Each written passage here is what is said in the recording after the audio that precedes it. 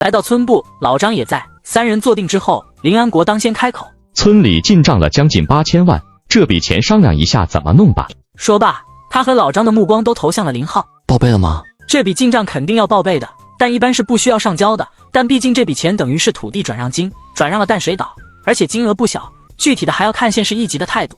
这次出售县市一级也没说什么，毕竟京城的资本说出来还是没有外资好听。报备了，县里的意思是，接下来对村里的拨款可能会终止，由村委自行填补。至于其他的，倒没说什么。那接下来咱这边的建设还要多少钱？这也说不准，我跟会计粗略算了算，1000多万肯定是够了。宁可多留点，总比不够强。我觉得吧，留个1半的资金在村委的账上，剩下的钱分了。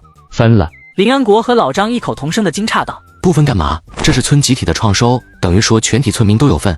不过先要把当时买入村服务公司股份的人分了，接着再按人头算一下每人分多少钱。说到这里，林浩犹豫了一下，至于我的那份给1半吧，剩下的1半就当我捐给村里了，看看能弄点什么。村服务公司他和林安国占的股份最多，他个人就占25%了，就算是分8000万的1半，他个人就能分1000万了。虽说是自己应得的，但也架不住村中那些心里不平衡的人乱嚼舌根子。要是之前林浩肯定是一分不让和他们做斗争，但现在自己的情况就没那个必要了，得了1半，捐出1半，这样也不会有谁再啰嗦。老张很看好村服务公司，奈何当时没多少钱，所以跟老罗一样，各买了3%的股份。听林浩说要分钱，这回也不禁心头火热起来。4000万啊，3%那就是120万，再加上本身村人头摊到的这一锤子，不仅把当时买股份的钱补回来，还能大赚一笔。哎啊，还是跟着阿浩走有肉吃啊！当时阿浩就提醒肯定有搞头，怎么就不知砸锅卖铁多买点呢？不是分了合适吗？爹，咱这是村集体共同经营产生的利润，这钱本来就属于全体村民公有，只要咱行的正站的直，没给自己多分，就没有一点问题。再说村子说发展也说了2年，实实在在的好处村民也没想到过，这次把钱一分，以后啊，村委说啥村民们都会拥护。林浩就差说这钱分下去，林安国就可以当土皇帝了。到那时别说村民不会说村委的坏话，就是外人有说的，他们也能站出来跟对方干一架。大国，我觉得阿浩说的可行，咱要不把生产队长都叫过来开个会？林安国还是有些犹豫，关键这可是好几千万呢，分下去容易，万一到时让收上来，那可就难了。这样，我先去镇上请示一下，如果没问题，咱再开村委会。爹，你私下问一声孙镇长就行，你要是当着大家面问，孙镇长给你的回复肯定是模棱两可的。林安国想想也是，索性走出去打了个电话，这个电话打得有点久，足有半个小时，他才再度进屋。那就通知生产队长下午开会。村委的账上放太多的资金不是好事，索性分给村民。这个决定林浩并没多少私心，让全村人都乐呵乐呵。第二天林浩刚起床没一会，老罗就跑到了家里。罗叔，有事？阿浩，我听村里在议论，说是要分钱。确实有这个想法，估计村里还在研究章程呢。他们说有几千万，我之前的3%跟村里分的冲突不？肯定是紧着你们之前的股份分了，然后再分集体平摊该得的，不冲突。老罗听完心满意足的走了。没一会，林平跟阿和也跑来问：你俩有啥好问的？差那么一点钱。一句话把两人给对走了。林浩打算溜个弯去村委看看情况，结果刚到小广场他就走不了了。阿浩来了！有人眼尖见到他喊了一声，原本在小广场三三两两议论的众人齐齐的围了过来。阿浩，听说村里要分钱，真的假的？生产队长开会说有几千万要分呢，啥时候分啊？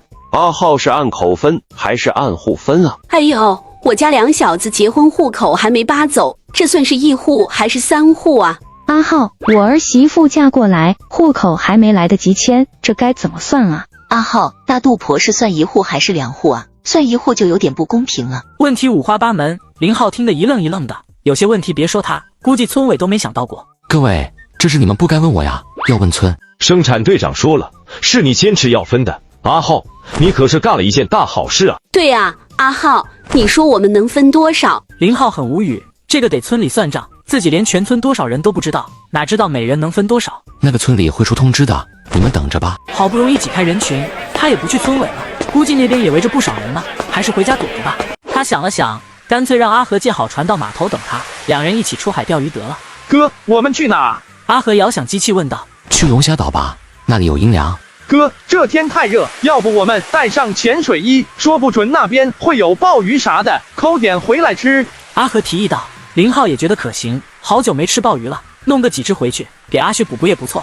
拿了几个氧气瓶和2套潜水衣，这才往龙虾岛的方向驶去。阿和，咱先到淡水岛转一圈。都卖给小日本了，还有啥好转的？哥，要我说，那帮小日本就不是好玩意。阿和多少能猜到一点，那帮人为啥要买那个岛？毕竟当时那箱子可是他跟着林浩一起去扔的。林浩没理他的牢骚，他只得转舵往淡水岛驶去。离岛还有2-3海里，就看到岛上搭起了一个很高的瞭望台，这会正有人坐在台子上。阿和，不要靠太近，转到东面。阿和应了一声，再度调舵，结果转到东面后，发现同样有一个瞭望台。看到他们的船后，原本坐在瞭望台上的人还站起了身。哥，这么严防死守的要干啥？哼，怕有陌生人登岛，不小心撞坏他们的好事。林浩看了一眼手表，已经9点多了。阿和，回龙虾岛。阿和再度调整舵向。此刻淡水岛上，5条真三亲自坐镇，没一会便有人来汇报，说是有条小船在周边转了一圈，然后开走了。只要不靠过来，不必理会。5条真三此刻还是很平静的，虽说已经找了10多天，还没有宝藏的影子，但他也不急。要是自己藏的话，肯定也会很隐蔽，总不可能随便一个上岛的人都能发现。他的想法是，先在淡水岛上寻找，如果真的没有发现，那就扩散到周边的海域。反正此刻的他肯定，宝藏必然是在这附近的，只要在，那就肯定能找得到。不过让他有些惊异的是，听说林浩已经回来了，按说他会千方百计的阻挠才对，但这2天他连过来看一眼都没有，这倒是让他有些不解。5条军，那个滑梯的底座已经撬开，但底下什么都没有。5条真三略一沉吟。林浩是个非常聪明的人，我们不能按照之前的思路来找了，否则必然有被遗漏的地方。整个岛也不算大，从现在开始，从东往西一寸寸的找，我就不信还找不到。许清应了一声，转身欲走，想了想又停下脚步。5条军，请恕我直言，我们已经花了6个多亿 RMB， 若是找不到的话，难以向家族谢罪的。那依你来说该怎么办？5条真三不紧不慢地问道。许清双目阴狠之色尽显，抓住他，带到海上，逼问出宝藏的位置，然后直接推到海里。5条真三似乎并不惊讶他会说出如此极端的方式，不假思索地挥挥手：“你去忙吧。”许清顿足嘿了一声，这才迈步出去。林浩，你要保佑我在此处能找到宝藏，否则你的小命可就难保了。